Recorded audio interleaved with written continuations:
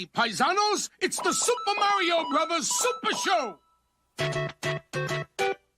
With the Mario Brothers and plumbing's again.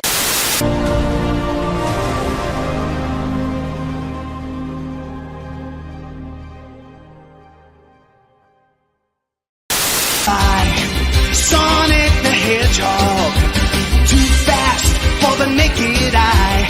Sonic the Hedgehog, Sonic. Well, she's.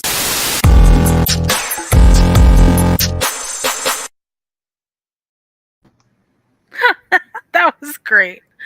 I had no idea that the intro was actually going to leave me with both mental scars and a wide swath of nostalgia. Great way to start the show. I'm really excited.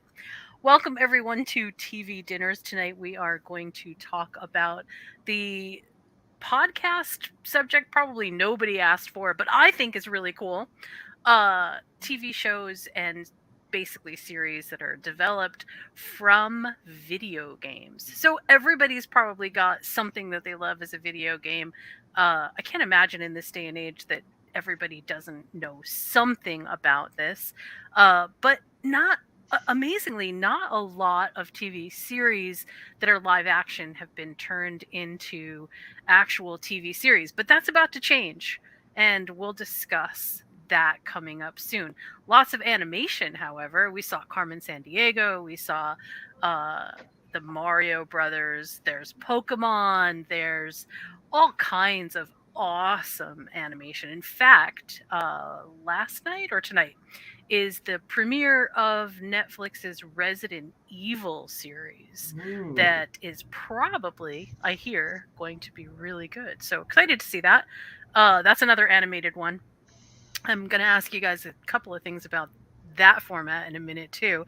I am kind of excited to talk about this because while there's a lot of video games that seem to get made into movies and they try to crunch somehow, you know, our extended understanding of 500 hours of gameplay into an hour and a half of a movie, which is crazy and no wonder we all hate it. That format doesn't seem to land as well, although we can definitely have that discussion. And then we get like the really crazy stuff like Angry Birds, the TV show. I have no idea why they thought that would work.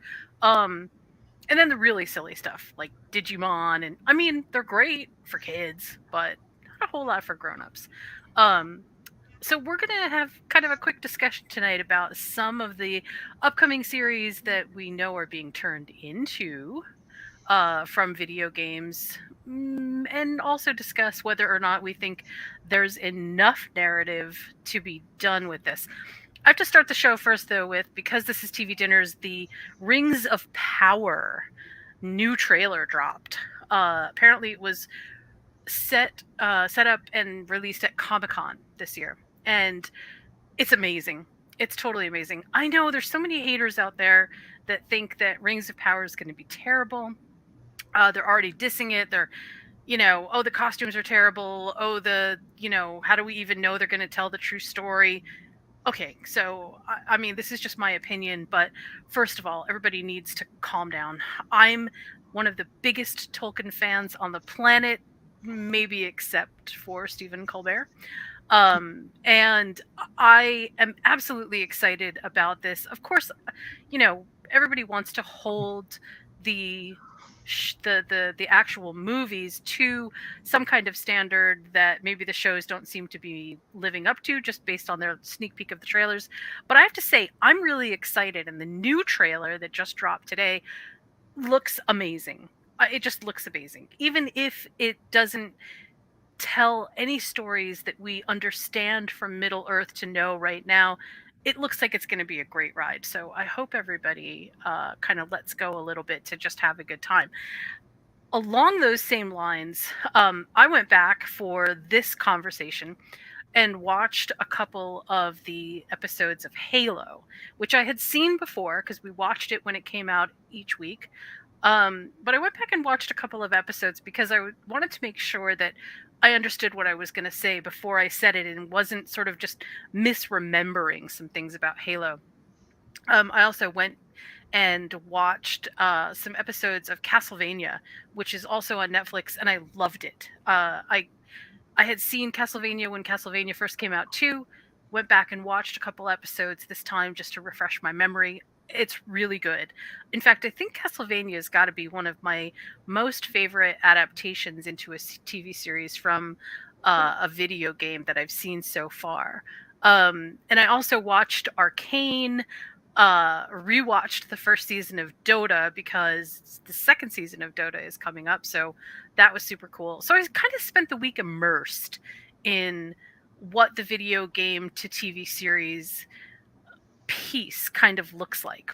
And I know that as I introduce my guests, they may not have a working knowledge of a lot of these, but I can almost guarantee that both Betty and Tori remember where in the world is Carmen Sandiego. And as I introduce them both, did you ever figure it out, Tori? Where is Carmen Sandiego? She helped me win the geography bee, that one. So Ooh. Wow, she definitely lived up to. Wow, good for her. Yeah. And how are you tonight, by the way? Oh, I'm great. I'm great. I can't wait to talk about Halo because it's just wow. I love it. Master Chief. Yeah, Master Chief is super hot. He better have been. I would have been really disappointed if he wasn't. I promise I actually have a lot to say about Halo and how they did that series and what my first opinion was and then what my second opinion is now after going back and rewatching some. So Betty, did you ever figure out where Carmen Sandiego was? As a kid, no. I was terrible at that game, but I loved it. But as an adult, I went back and played it and realized it's not as hard as I thought I was when I was like 6. as most games, honestly. Right. Unless you try to go back and play Super Mario. And if you try to go back and play Super Mario as an adult, trust me, there's a reason you were better at it as a kid. I wasn't good at it as a kid either. Oh man, I was okay, but I was always like the one that would like get someplace and then I couldn't beat that place, so I'd get somebody else to beat it. That's what Josh did for me. My brother. Okay, Yeah. so funny story. I used to be a manager at a children's program at the Four Seasons, and the kids would come from all over the world, right, to stay at the hotel. And we had this Sega system set up in our kids club. And, if it was rainy or if there was not a whole lot to do after lunch and stuff, we would let the kids play the video games, right? So I got to be really, really good at Sonic. Because that's exactly what the kids would say. I can't get past this level. Can you help me? Yeah, I was good at Sonic too. Yeah. Yeah, I spent about 7 years of my life playing Sonic to the point where I was really good. But if I try to go back now and I play some of those games, I realize as a older adult now, my hand to eye coordination is not as great. I think this is the reason that I actually like video games now, like Mass Effect and The Last of Us, and heavy on the narrative, a little bit later on the actual fighting. I want to open the show and first of all ask both of you, thank you both for being here, and ask both of you, do you guys, when you see these kinds of things like Mario, Pokemon, I'm not sure what other ones you guys have seen, but when you see those, do you ever feel a little bit like you're just watching a commercial for the video game? Or do you actually feel like, oh no, there's a lot to this. There's a lot to this. It depends. I've seen both. Yeah? Yeah. Okay, Yeah. give me an example, Betty, of the one or ones that you think are more commercial, and then give me an example of something that you think is like, oh no, there's a lot to this.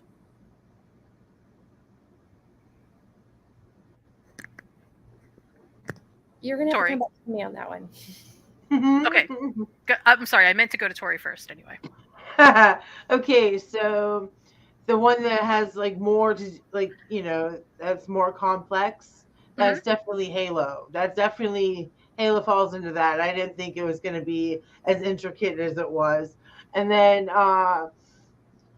let's see. I don't know.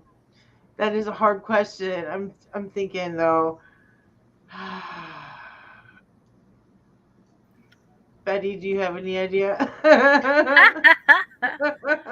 So to me, the Pokemon animation, the Digimon animation, Angry Birds, obviously, Sonic, Super Mario,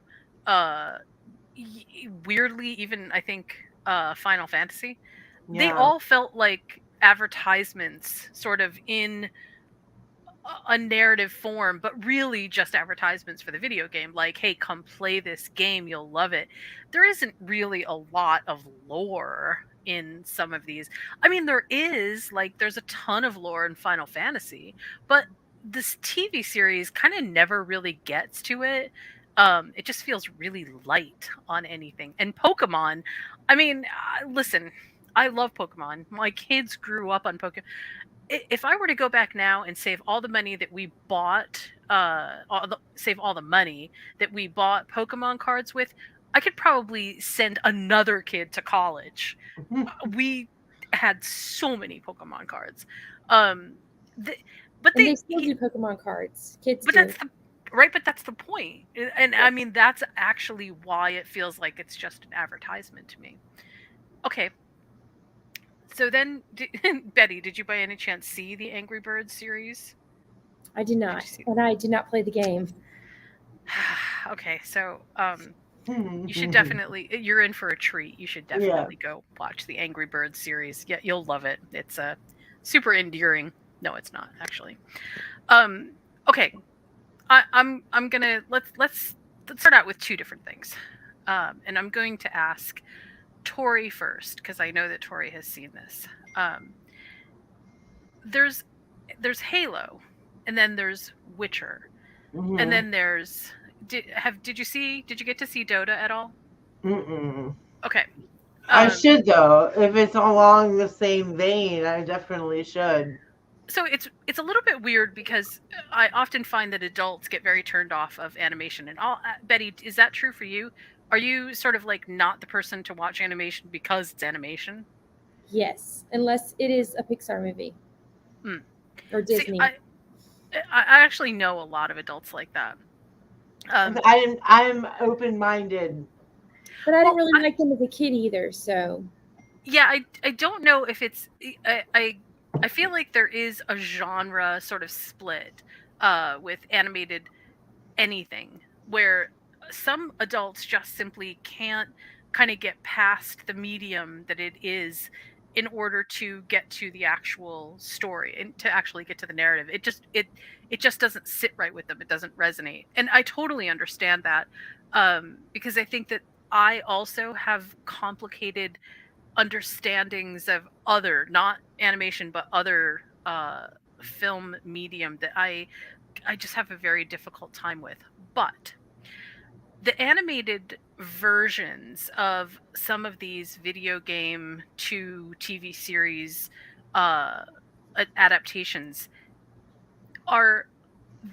they're actually really good, and they're good in a way that there almost isn't a way to really translate it without really sinking a lot of money into it to make the world come to life unless it's animated. So with Dota, there's a lot to it. It's a really good story. It's an excellent story. When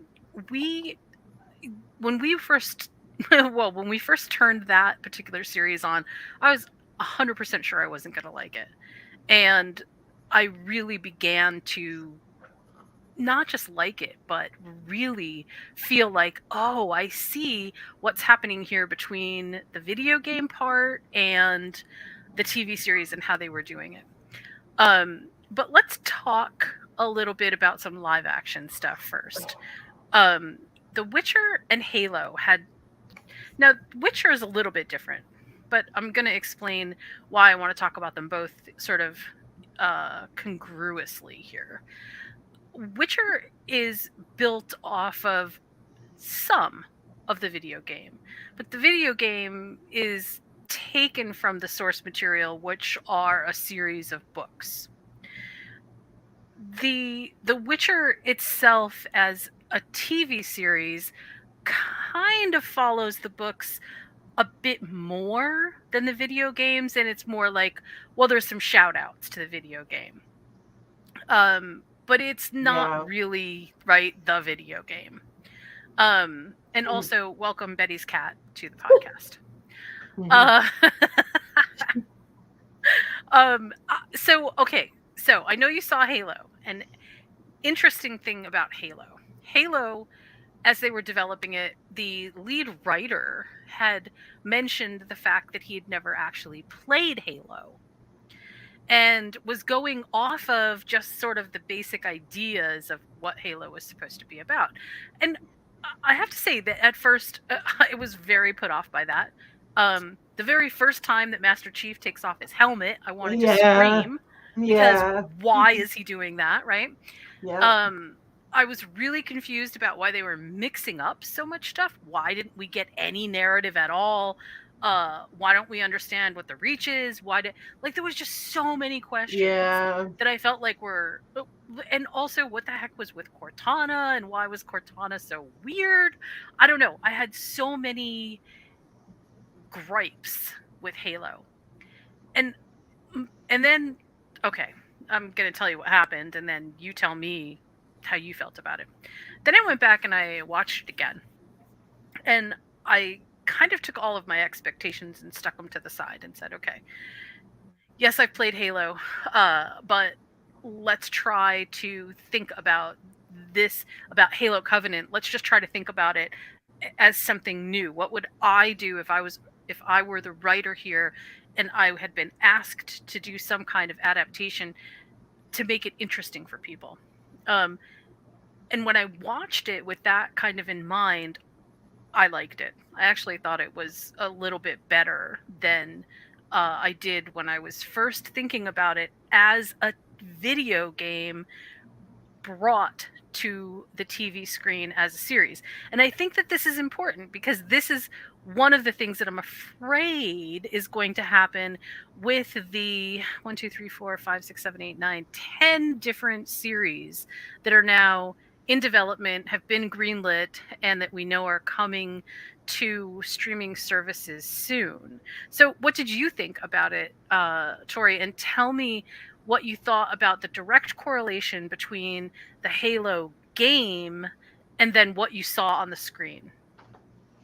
Okay, so I want to say that the biggest thing that I noticed the difference in was Cortana from the game to the show. I don't know. Okay, so Mac plays a lot of Halo and Call of Duty. He's been playing a lot more first-person shooter games, and so I watched him play Halo, and I listened to her, and she's kind of like a gore cheerleader. She's like, "Go get him," and like in the show, she's not like that at all. She's kind of unsure of herself. She's a little timid, and she's a little weird, like you said. She's not what I would have expected. So, yeah. So that being said, I think that the rest of the I didn't know the backstory to any of the games. I just knew what I saw in the video game. You know what I mean? Like I didn't have any expectations, and I liked the little girl with a crazy haircut, and her dad got killed. That whole plot. That whole plot, I loved it. I thought it was great. I thought it was a great way to have a second storyline, because normally things like this have a couple storylines, But all in all, I thought it was great. I liked where the direction that it went. It was just too short. The season was too short. It needed to be like 12 episodes instead of however many. Like I think there was like 7. Yeah, I want to say there were 7 or 8. I can't remember. Yeah. My big gripe with Halo when I first watched it was what I had said before at the outset, which was this is in no way a reflection of the Halo video game. What are we even Covenant? I mean, because there are several different Halo games, right? And they have evolved kind of over time. In fact, if Cortana sounds familiar because it's part of Microsoft, it's because Halo was a Microsoft game, right? That's where Yeah. you get Cortana. But the problem that I had with Halo was not. It was twofold. One, it was the game itself didn't seem to bear any resemblance to what I was watching on the screen, but and going into the series, if I had known that it was going to be like that, I probably would have been a little bit more, I don't know, relaxed about the fact that it wasn't going to be what I thought. But instead, they kind of set it up to be, hey, this is going to be like the video game. And it really, really wasn't. Things like, little things really bugged me a lot, right? Because because that wasn't part of the video game at all. Because they completely changed huge swaths of what makes these warriors so fearsome, right? Yeah. They are not The they Spartans are were not people. under- The Spartans are not people. I shouldn't say that. Of course they are people. But they're not people like we understand. They are huge, big, giant, genetic modified humans that are meant to be weapons of war, not misunderstood children taken from their mom and dad. Yeah, I And- thought that was a little weird. We didn't need the backstory so much. Like, Yeah, but hear me out. When I rewatched Halo, I understood all of a sudden what, and this is without stripping away my expectations of this is going to be like the video game. When I watched it without that expectation, all of a sudden I realized, okay, no, see, this is actually the narrative of here's the Spartan origin story. Here's a little bit of introduction to what Covenant is supposed to really be all about. Our quick introduction to who Makee was like really small, and then she's dead. Sorry, spoilers, everybody. But honestly, it didn't feel it felt like you said, it kind of felt a little bit rushed, but it also didn't feel authentic until I stripped away the idea that isn't what they're trying to go for with Halo. That honestly, Halo is supposed to be, as a TV series, specifically an American war story in space. And once you strip that away, you're good. So, Betty, did you at all see any of The Witcher? I did. I saw some of The Witcher and some of Resident Evil. Okay. So, first of all, tell me what you thought about The Witcher. I didn't really understand what was happening, to be honest. Okay, valid. So I guess the guy is discriminated against for being a Witcher? A mutant. Okay. Yes. And somebody wants to hire him for something. Correct. So I'm not really sure who's the good guys and who's the bad guys yet. Well, that's the moral ambiguity of Witcher for sure. There is definitely a lot of moral ambiguity in Witcher. But Geralt is supposed to be your protagonist. And Geralt is, he's a mutant. They only make Witchers basically to be monster hunters. And they're pariahs all over the place where this exists, which is called the Continent. And this series, at least in the first season, did a great job, I think, of being faithful to the Witcher world. It wasn't the video game, but it felt close enough because the video game really took its source material from the books, and so it felt a bit more like the video game. Especially the first fight scene in Blaviken, when Geralt has gone into the market and he is going to try to stop Renfri, who in the books is actually called her name totally escapes me now. Help me, Tori. Shrike. Shrike, Yeah. right? Okay. So anyway, so the that did feel very video game-esque. Like they definitely did a good shout out to the video game. But overall, the narrative of Witcher is all about the books, really, not about the actual game. And I feel like we kind of knew that walking in, so the expectations were a little bit lessened. Like, hey, here's a couple shout outs, here's, Geralt doing this or that, or here's monsters from the video game. So everybody will, kind of be excited to see that, or here's this little narrative. But it's a lot, I think the expectation is a lot smaller. Tell me what you thought about Resident Evil, Betty. I thought it was very interesting because the things that happen, like it takes place in a regular world, but suddenly a giant caterpillar like monster will pop up, and you can see how that would be in a video game. Right? But I don't believe it's a great story. Why? Why do you not think it's a good story? Because they don't have very good characters. It's very I don't care about any of them yet. Okay, Yeah. that's interesting. Not invested. Yeah. Yeah, okay. Do you think okay, let me ask it this way. Have you played any of the Resident Evil video games? I have not. Okay, so you don't know about Umbrella City. I'm sorry, Umbrella City. You don't know about the Umbrella Corporation and Raccoon City. No, but I did look it up, and so it does look like the bad guys are the people who are under Raccoon City, and we have seen those people, and I was like, oh, they're bad guys. Yes.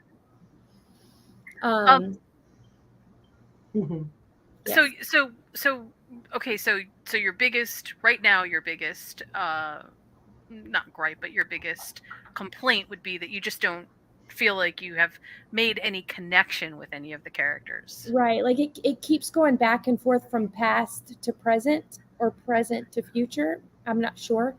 And you know that they're the two, I believe they're the same person.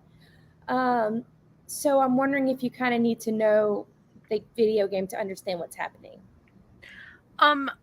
So just as kind of a quick aside about Resident Evil, it definitely has a lot of lore attached to it. There's been so many games, a lot of really good. The movies are good. Don't get me wrong. I actually really thoroughly enjoy the Resident Evil movies, but the lore in those movies is a little bit dicey because it doesn't always add up. Sometimes it has odd inconsistencies to it, which I feel like they try to explain away because #T-virus. It doesn't, like, it's not. Nothing really needs to be explained when you kind of have this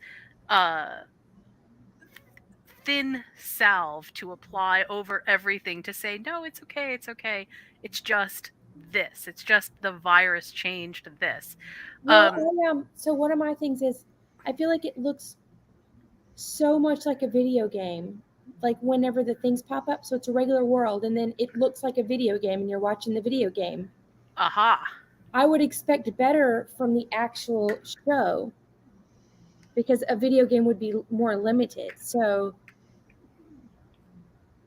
I don't know if I would say that because I've seen beautifully done video games, and you almost couldn't tell between like real and. But that's not what I'm saying. Is like in a video game, it's not really unusual, and it can be gorgeous to have like a giant caterpillar on the screen.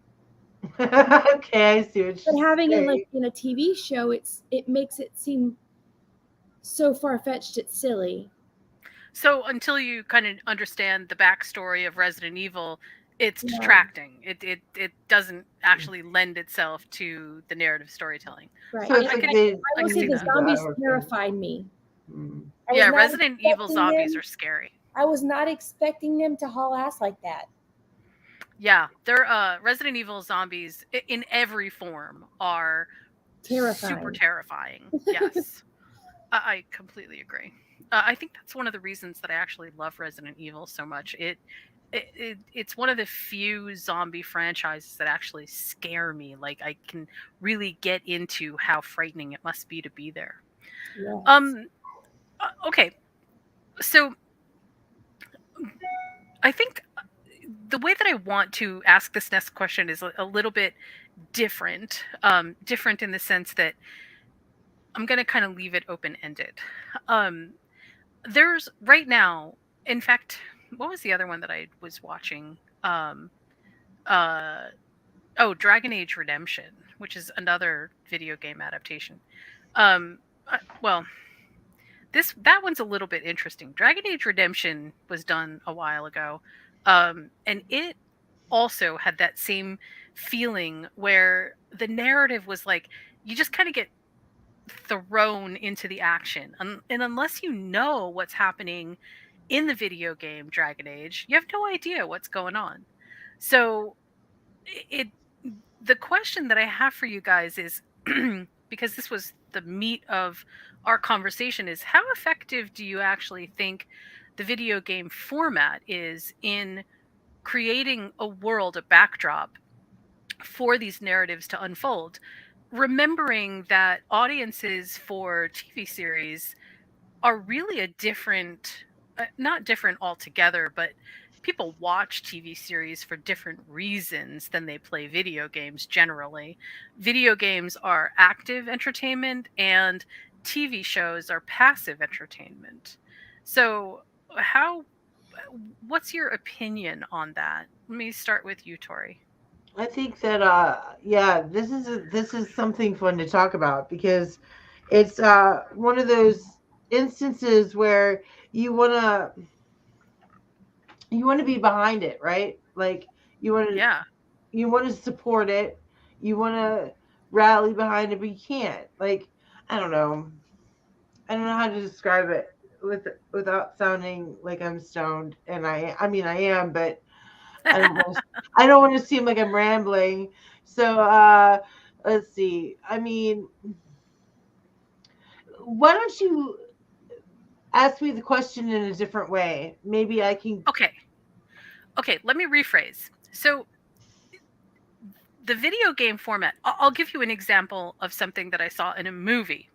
And I mentioned at the outset of the show that I think that there's a whole lot of movies out there that try to cram in, you know, 500 hours of video game play into an hour and a half of a movie, and like they expect the fans to be like, "Oh yeah, that was a great representation." Um and I'll give you an example of one that I think was like the visual effects were stunning. The story was actually pretty compelling, but it just didn't go very far.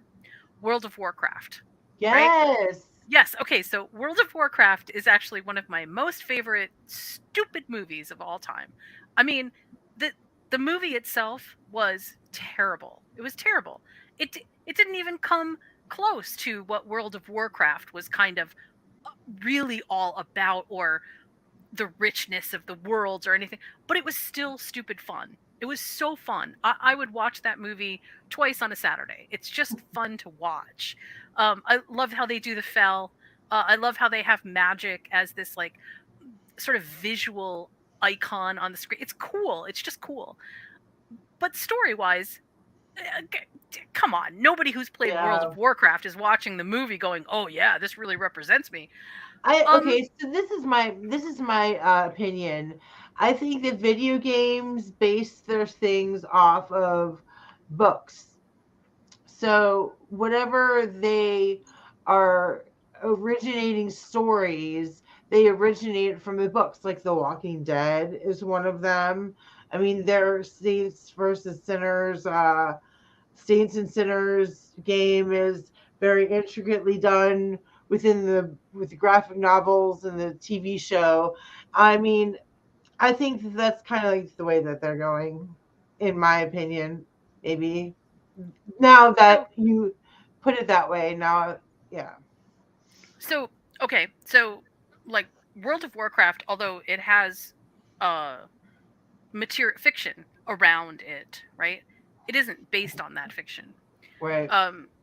And the World of Warcraft video game universe is a massive unfolding universe. In a weird way, like, how many times have movies tried to emulate Dungeons and Dragons? And well, you can't, because you have to get really specific, right? You need a specific plot point to kind of get stuff around, and instead it feels like, no, you want to throw everything and the kitchen sink into this to make like everybody happy, because oh yeah, we need a ranger, we need an elf, we need a dungeon crawl, we need everything, and it doesn't work that way. And I have to say that that's something that I have been noticing, that I keep seeing on all of these series, which is like, okay, it's one thing to pander to the fans, right? And I kind of like a good pandering. I mean, show me some stuff that feels like, oh yeah, nostalgically, I remember when Geralt did that. Oh yeah, I remember in Halo when I saw this. Oh look, this is the Reach. This is what I came here to see. Sure, show me those things. But at the end of the day, a TV audience is looking for a story, and a good story. So, excuse me. So you can't have a series that starts off with weak material that isn't developed and fleshed out really well and expect a TV audience to sit through it and go, oh yeah, but this is going to be good because it's like the video game. No, that does not translate. And I'm seeing that more and more. Now, where it does work is where it's fluff. So it totally works for Super Mario Brothers, and it totally works for Sonic the Hedgehog, and it totally works for Pokemon, because the expectation is so much less. I don't mean this in a bad way, but I mean, there's a huge difference between Pride and Prejudice and SpongeBob. We're not in the same realm. And But it seems like it's easier to make a story where you can give all the fan base what they want while creating a better story by having something that isn't overly fleshed out. So like you can still have room to grow your story, but you have enough information to go off of. That's what I think that they were excuse me, attempting to do with Halo, and why I think Halo ultimately can be successful. Because it's not the video game. Because it's basically like an inspired adaptation from the video game, where fan writing, yes, it's like fan fiction. Yes, thank you. It's exactly like fan fiction. And to some degree, we won't see that with The Witcher, because The Witcher is not fan fiction. It actually has really strong source material, and they won't deviate from that, clearly. Although they do a weird thing where they try to, I don't know, they are trying to bridge too many gaps, I think, and I feel like they shouldn't. I feel like they should just stick with their authentic, hey, look, here's a story that we want to tell, and it takes place in this world, but it doesn't have to be the entire adaptation of the story page by page or scene by scene from the video game. Show me something interesting instead of showing me something that I've already rehashed and played.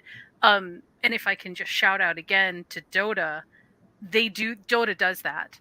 Dota gives us an amazing story that then it builds right off of the video game's, the premise, the narrative of the video game, but it's completely branched off. So even though everything feels familiar, it also feels fresh, but also interesting. So we're not just, floundering around looking for some kind of narrative center to congeal around, which I absolutely hate. So Betty, I want to ask you the same question that I asked Tori, but I want to add a small spin to that, which is, from your perspective, because you don't play a ton of video games, right? I do not. So, from your perspective, when you see things like you said you saw in Resident Evil, where it just feels like there's a video game on the screen, does that make you feel like they're trying too much to pander to you, or what does that feel like? I think so, because they're focused less on the actual storytelling and more on the gimmicks of the game or whatever happened in the game. So it's like, give the people what they want, but make it make sense to your storyline or your aesthetic. Okay, so I'm gonna bring in two things here. Because I guess what I'm gonna do is talk about the things that are upcoming, and then talk about this awesome question that just came up. The idea of most video games, I'm going to start out with this. Most video games start out with you in some kind of protagonist role, right? And you're either the chief protagonist or you are in a group, and that group becomes your squad, right?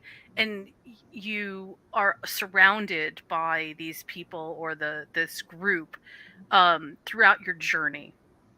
And good storytelling in video games includes character arcs.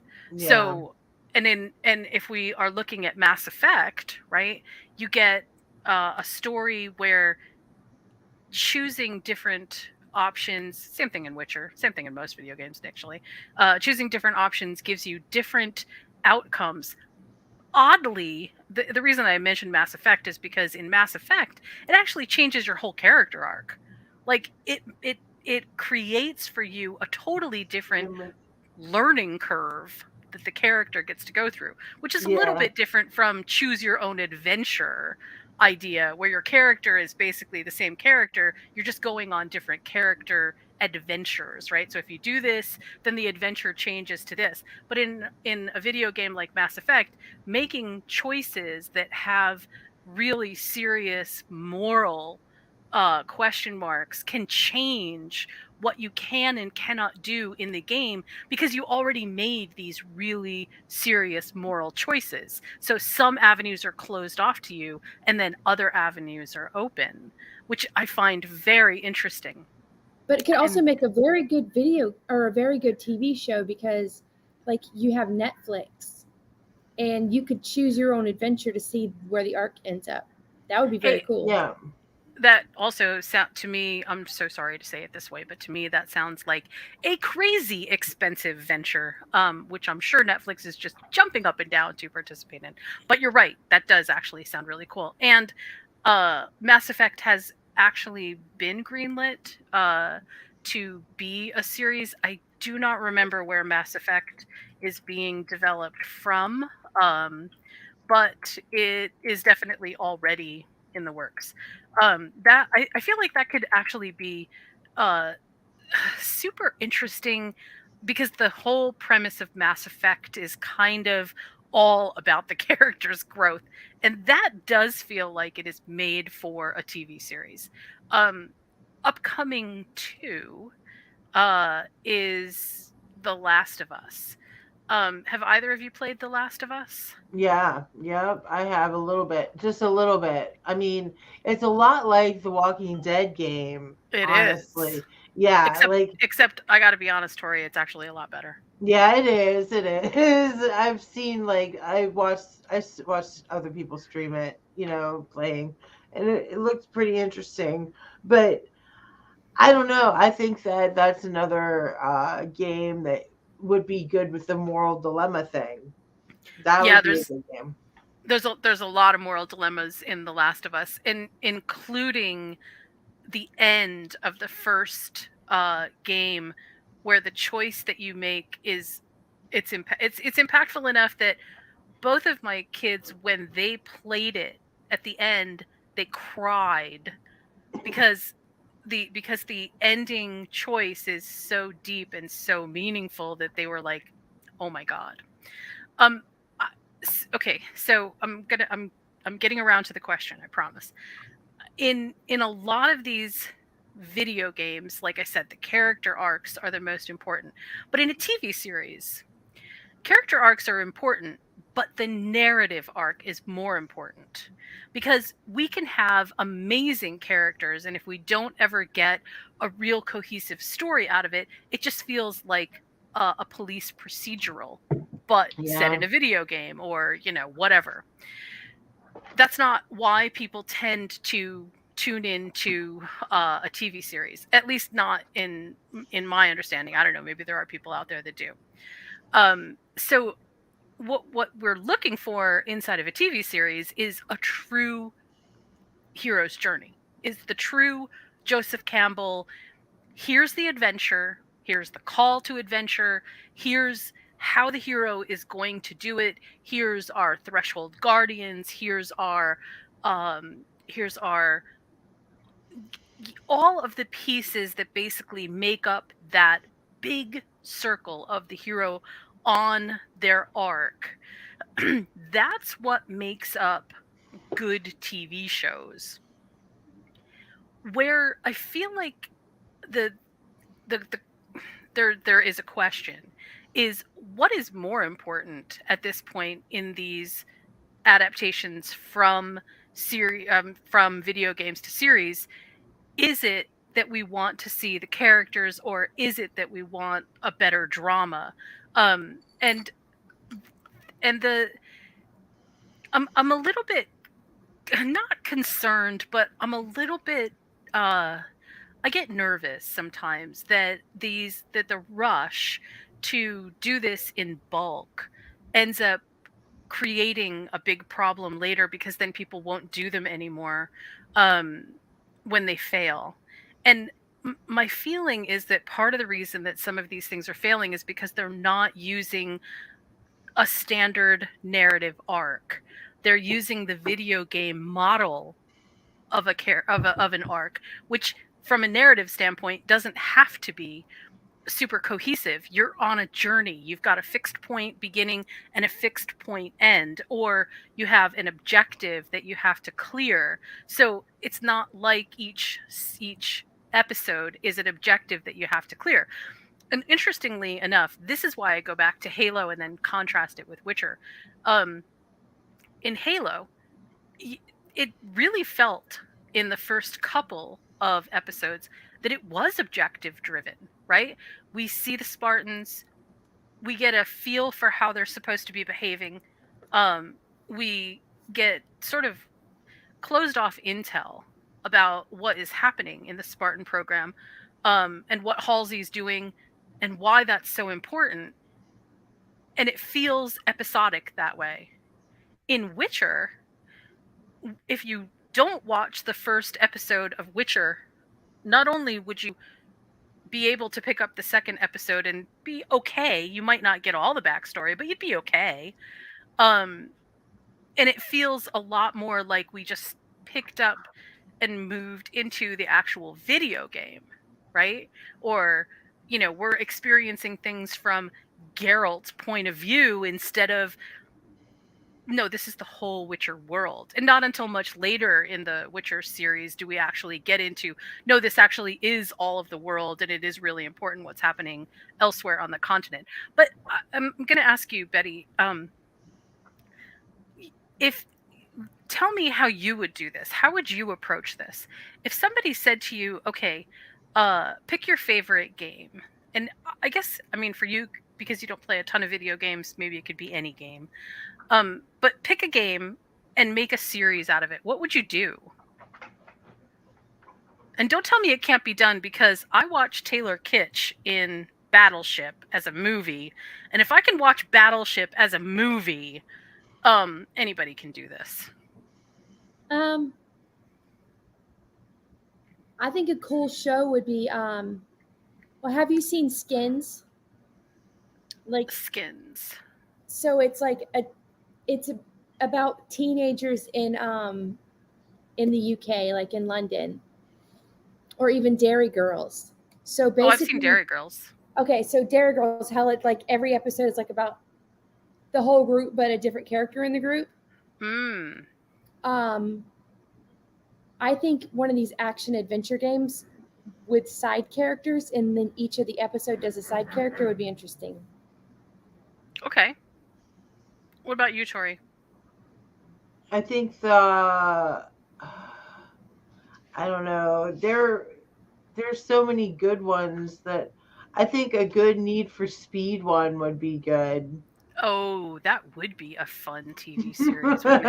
See, that's Because you can okay, have different cars every time, and it Yes. could be a series. Yeah. you know what? And that's the kind. Okay, so that's where the police procedural episodic idea could come in, because that would work in that. Same thing with Grand Theft Auto, right? You could Yeah. totally make a Grand Theft Auto episodic TV series with each week just sort of like going into a different section of the city and seeing. You could totally make that work, and you wouldn't even necessarily have to have a huge through line with the narrative. But that's not where we're going, right? And I think we all realize that. Part of the reason that we're not going in that direction is because of what we're going to be talking about next week, which is Prestige TV. Which, man, do I ever have a lot to talk about with that. But we're moving in the direction of, it's not just bigger budgets, because that's just part of TV drama. It's sort of about outdoing what's been done before. And there's lots of weird thoughts around that, but I'll get into that next week. I wanted to mention the fact that Fallout is actually going to be a TV series coming up. Do you know what Fallout is, Betty? Yes, is it that game where it's like they all go live in a bunker underground? It's the craziest video game. I can't swear figure to it out. God. I try to play it. I want to play it so bad, and I can't understand it. It's super. What's a good way to describe Fallout? I mean, yes, that's basically the premise. But there's so much to sort of explore. Where there's a big overarching narrative about capitalistic greed, and it kind of just super works. Especially because we all love stories about capitalistic greed right now. But it has that sense. Even Halo is definitely all about the imperialists, right? It's about coming into any place and basically taking it over for everybody's good. It's for everybody's good that we take this over. We need to. Who cares about the natives? Who cares about this is for the betterment of humanity. Yeah, always those are big questions, and I feel like they always get thrown into video games. But Fallout has such an interesting world building piece, because the Great War that basically turned the U.S. into this massive post-nuclear wasteland has really interesting places to go and characters to explore and things that kind of create that big world building piece, which I absolutely love. I don't know what kind of narrative it's going to be, but I have a feeling it's probably going to be interesting, to say the least. The other one that I feel like is super interesting is, well, there's two, but the other one that I feel like is interesting that we haven't talked about yet is God of War. Have you played God of War, Tori? No, but my brother-in-law did a lot. I'm not very familiar with it, but I heard it's a very, very good game. And God of War is one of those, like, it's been around on PlayStation platform at least since 2005, 2006. I mean, it's been around for a long time. And it has so many different iterations. There's so many pieces to God of War. And it actually is a pretty fun game. The engine that produces the background for God of War has, if you watch or if you look and you play at like the old level, so if you look at something like in the early 2000s, and then you play God of War that just came out recently, it's the difference between like watching stick cartoons and watching a Marvel movie. It's the difference in the video content is just absolutely stunning. But that's another one that has this like really rich world to build from, so many characters that you could go into. And I have no idea how they're even going to start. Where are they going to put us in the middle? I have no idea. I haven't heard a whole lot about the God of War TV series, because I don't know. I heard that it was greenlit, but I don't know. I feel like it was Amazon Prime that was the one that was looking at it. And and weirdly, I don't know. I have my own sort of like odd feelings about this. Like, yeah, I don't know. I guess it could be good, but I'm kind of not sure.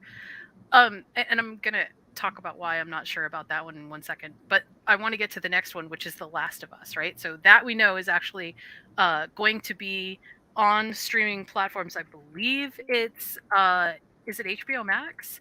I think it's HBO Max. Yes, I believe so, because I actually want to see that one. And this, okay, so I mean, we've been in our family, we have been talking about this for years because we got whisper rumor through sources unknown about this becoming a thing, and got really excited about it, and then watched casting, watched all kinds of cool little snips that were coming out. This one actually makes me feel like they will do some really cool things. I do think that this one will have a full hero's journey involved in it, just because of who the characters are and what I think they're going to try to do. They're not, as far as I know, retelling the video game. My understanding was they were going to do something slightly different. And I don't know. I'm going to ask you, Tori, how do you feel about this particular project? Tell me, what's your idea of like what you would like to see? I mean, other than the fact that Pedro Pascal is going to be in the lead, and I would watch him eat toast. So, yeah. I don't know. Yeah. I know that you posed these questions, and this one is one that I was really thinking of again. Which game do you think that is the best suited for this? Like, I don't know. Well, okay, so let me ask it to you this way. In terms of what you know about The Last of Us already, as long as Joel isn't portrayed as the hero, yeah, see, that's the problem, right? And unless you've played the video games, I feel like that might be a little bit of a problem because you won't know that. Yeah, and I don't know who Joel is because I've never played the video game. I've only watched. I'm sorry. I thought you did play it. Yeah, no, I've just seen it, like the beginning trailer, and I don't know what the game is actually about, but I've watched other people play. I've watched other people play it. I still don't know what the game is about, though. I mean, it's cool. It looks really cool. It is. I mean, it's post-apocalyptic. There's been a zombie outbreak, and Ellie is basically the girl. He's trying to get her to this place where they think that her blood could possibly stop the apocalypse.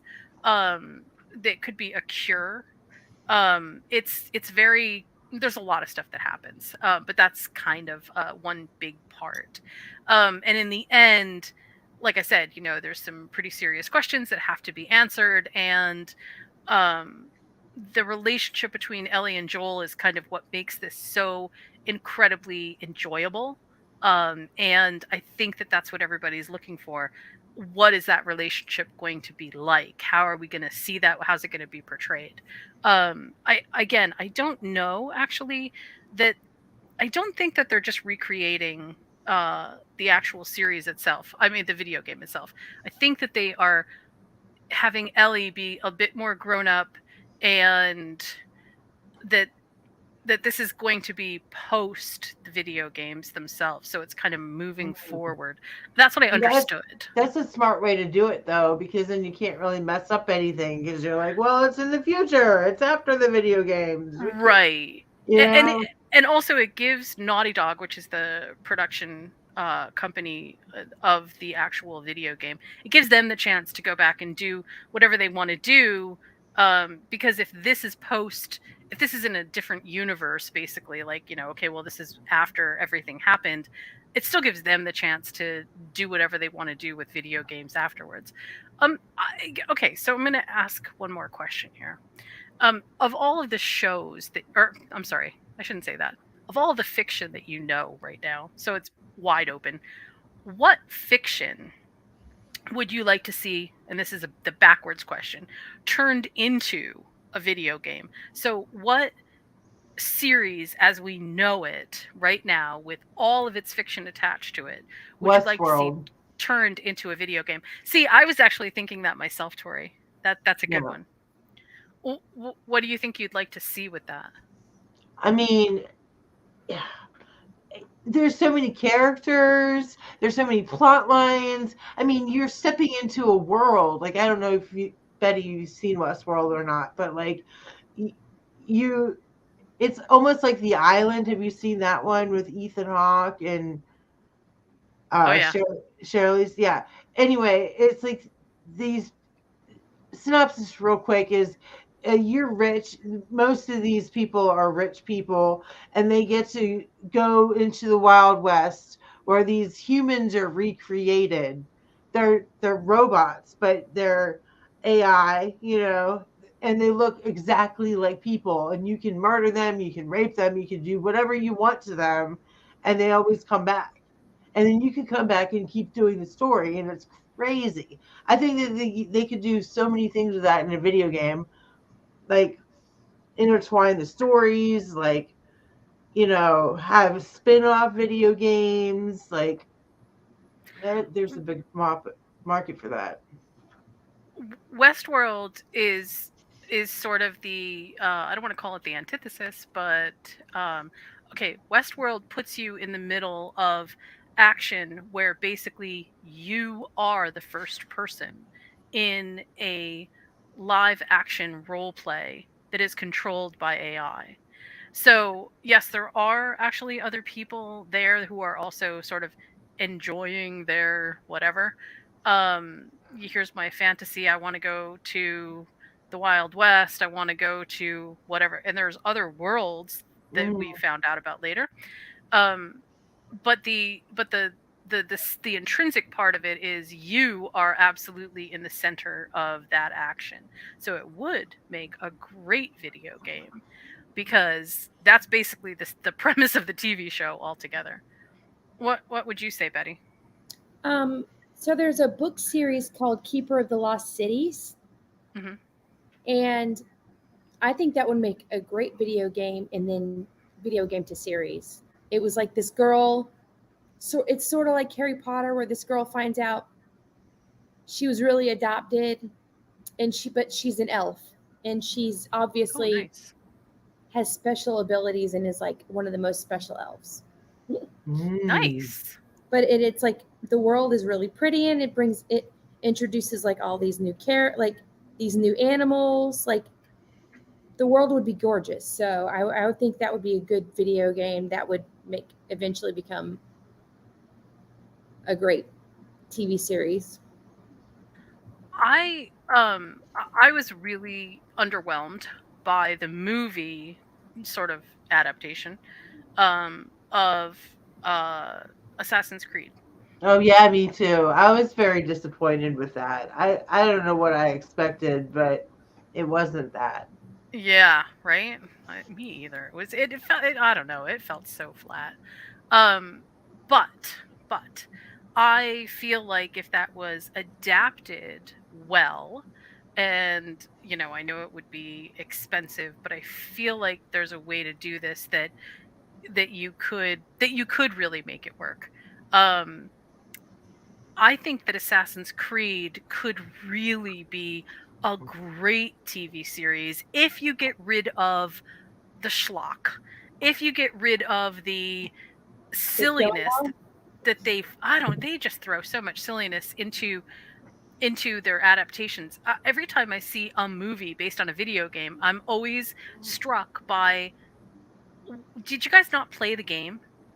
Did you guys not actually see what made this compelling? It's like they turned it over to a bunch of 60-year-old writers who've never touched video games in their lives and said, I know how to make this really cool. And then, it's like listening to someone who's a boomer try to talk like a Gen Z, right? It doesn't work because even if you can mirror what they're saying, you're not understanding the intent underneath it. Sorry, boomers, but that's just the way it is. I also don't try to talk like a Gen Z because I sound like a complete idiot. So yeah, but that's what I feel like happens with these games. It is the games themselves are intrinsically fun to play and have their own rich world building attached to them, and these beautiful engines that create for us gorgeous backdrops, and really rich detailed worlds. And it's like the writers come along and go, yeah, never mind, we don't need that. Let's just get rid of that. That's fine. Let's just, no big deal. Nobody will miss this. There's this book series. There's this book series, like she was saying, it was called the Throne of Glass series. I don't know if you've heard of it, but it's another series that would make a great, not a movie, I think it would make a great TV show because there's so many books involved in it, like Game of Thrones. So, oh, nice. Yeah, it would be a very Game of Thrones. It was like it's like Lord of the Rings meets Harry Potter, but without the school. Like, so I don't know. One of the last ones that I just want to throw in here because I know we're running late on time here is Skull and Bones. And Skull and Bones is based off of the Ubisoft game, which is all about pirates. And this particular series, I don't know anything about it other than I know that it's in development. But it's all about a female-driven pirate drama during the Golden Age piracy. I first of all, anybody who knows me knows that I can never shut up about black sails.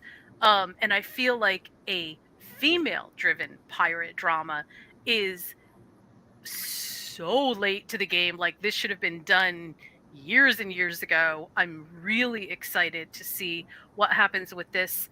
The particular game, the Ubisoft game, which they're basing this off of, is actually, I mean, it's good. It's good. The engine that drives it is a little bit wanky. It's glitchy, but it's fun. It's still fun. And the premise of this just sounds amazing. Women pirates sound both fearsome and also super compelling. So I'm all in for that one. No word on production schedule or dates or anything like that. I just know that it's in development.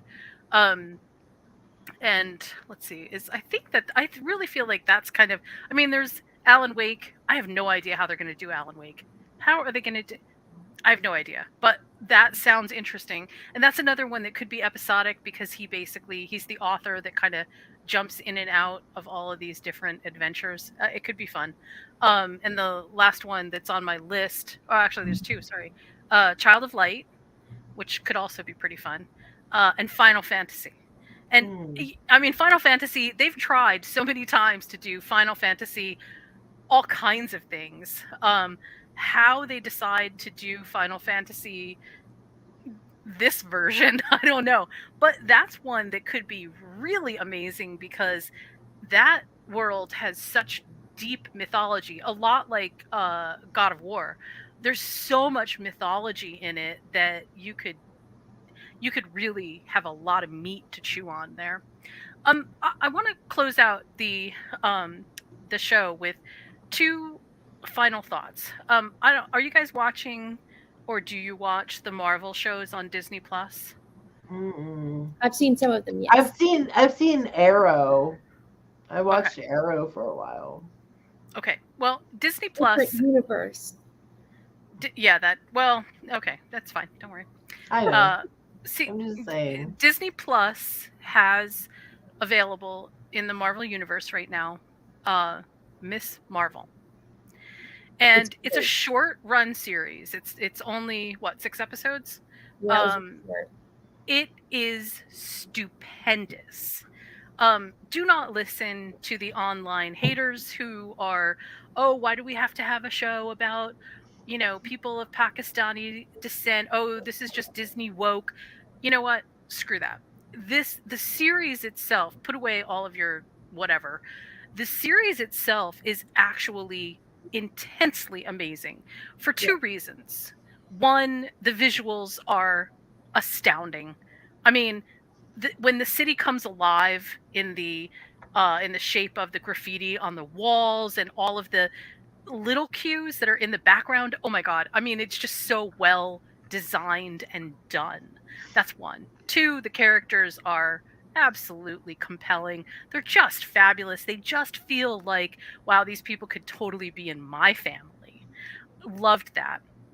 And lastly, spoiler alert if you want to turn off and not listen, in the last episode, we get the crossover between the mutants and the Marvel universe, the Marvel actual cinematic sort of universe, where the mutants, we know that she is mutant. And the reason that we actually know that she's mutant is because you could hear the X-Men theme playing in the background when he tells her that he found a mutation by looking at her genetic code.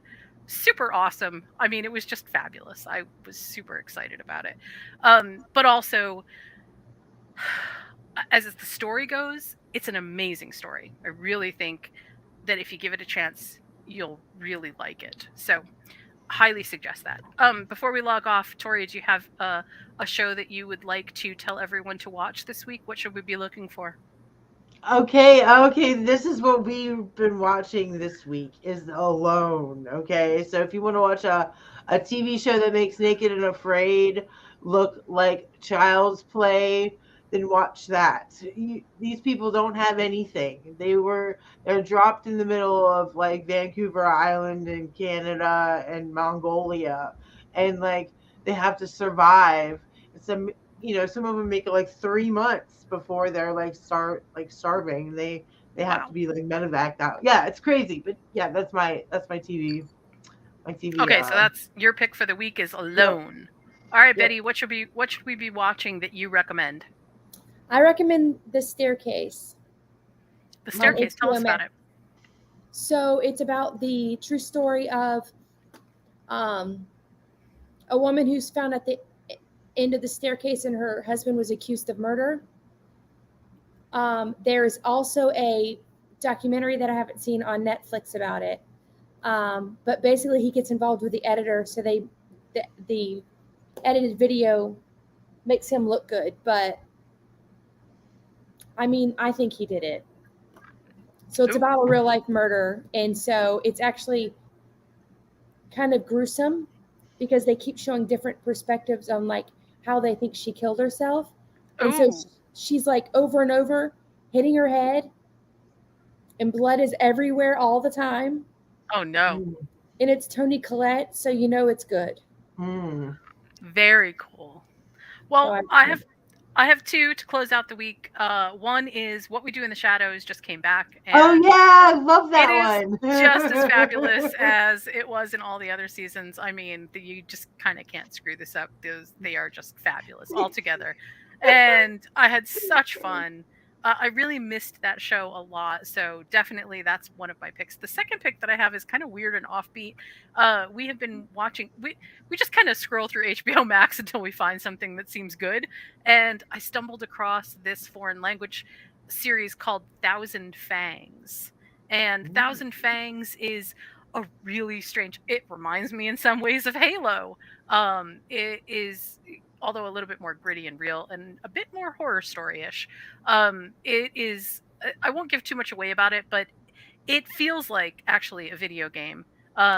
There are interspliced pieces between what happened in the past and what is happening right now, and they're stuck in the jungle and there is something hunting them, and these guys are like fierce warriors. They've got, you know, massive amounts of firepower.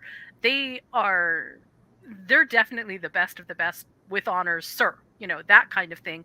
And they are seriously being hunted by something which seems like might be twisty turny. Like, you know, there might be something a little bit more to this. I know that they got a second season, so I'm super excited to see what happens with it. Don't expect for it to give you any resolutions, because it absolutely doesn't have any resolution, but it's exciting to watch. I really liked it a lot. So that's my recommendations: What We Do in the Shadow and Thousand Fangs. Next week, we are going to talk about prestige television. Prestige TV is one of those weird terms that you hear thrown out there often. We're going to get into both what it means, why it's important, and how even shows like we were just talking about, What Is Coming Soon, are really vying for that title. It'll be an interesting episode, I think, to get into. If you don't know what maybe a prestige TV show might be, think Game of Thrones. Think Apple's C.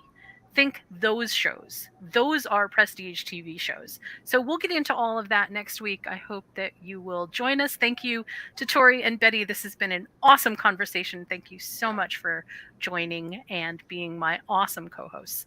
We'll see you next week.